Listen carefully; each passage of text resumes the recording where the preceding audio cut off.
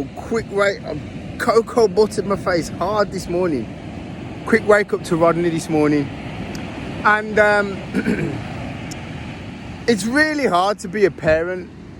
People don't realise when you're in it, you're just in it and you're doing it. But you don't really, it's only when you step back and you realise how hard a job being a parent is.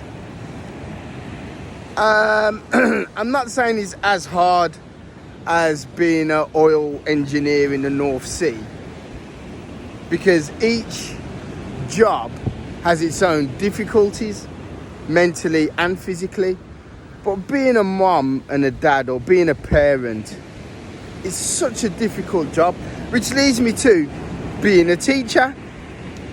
So imagine being a teacher, teaching 32 kids 5 times a day, knowing all their names, knowing all their problems, knowing all their difficulties, knowing all what they're good at, what they're bad at, and trying to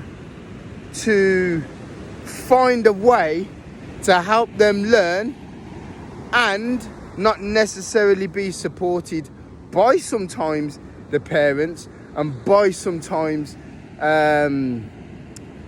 the education authorities.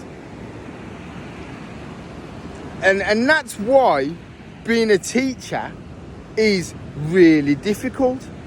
And if anyone says, oh yeah, but you get the 6 weeks holidays off, don't make me laugh. Yeah, we get absolutely rinsed. Imagine if you're a teacher and a parent, right? Yeah, you get rinsed, yeah, the same week.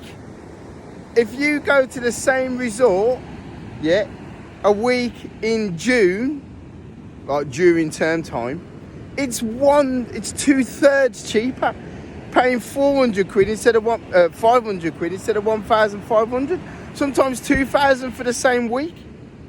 Madness. Anyway, my video's not about that. It's about sometimes parents need to just give themselves a pat on the back and say, well done. If your kid's clean, fed, and got a present to open at Christmas. And if that present to open is a box of fruit, then you're teaching your child to be humble. You're teaching your child to be grateful. Yeah. And, you know, when one time I was given, not for Christmas, a soup mix. That's dinner, that's life. You're giving somebody life. You know, what's in it? A carrot, a turnip, 2 onions, piece of garlic, whatever's in it, I don't know. A leek, a soup mix to make a soup.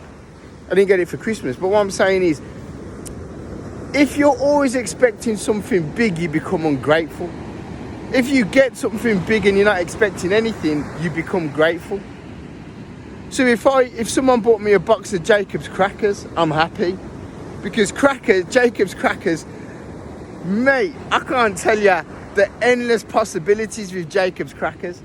My point is, teach your children to be humble, teach your children to be grateful, and that's the greatest gift you can give anybody. Yeah, that and it's the same when you're a teacher and you're teaching pupils, and they're happy that you've spent some time with them. They're happy that you've helped them try to answer a question. And you can tell the ones who aren't humble or don't know about humility, because they expect you to do it for them. And that's when teaching becomes difficult. When pupils are grateful, you're happy to do whatever. You're happy to help. When they just expect it, yeah, and expect you to do it for them, that's when it becomes difficult. But listen, parents, give yourself a pat on the back. Teach your kids humility. My eyebrows need shaping up. Teach your kids humility. Teach your kids to be respectful. And that's the greatest gift you can give them, because they will take that on in life. Listen, like and subscribe, guys. See you in a bit. Bye. Oh, just one more look. Check that out.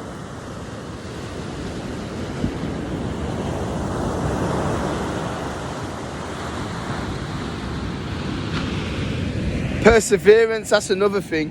When I first got it, it was absolutely tearing down the rain. This hoodie top that I've got, I'm soaked. gonna have to dry it again in the sun. But yeah, perseverance. And now I've got some wicked pictures. Got my lens, look, big lens. Listen, like and subscribe, guys. Bye.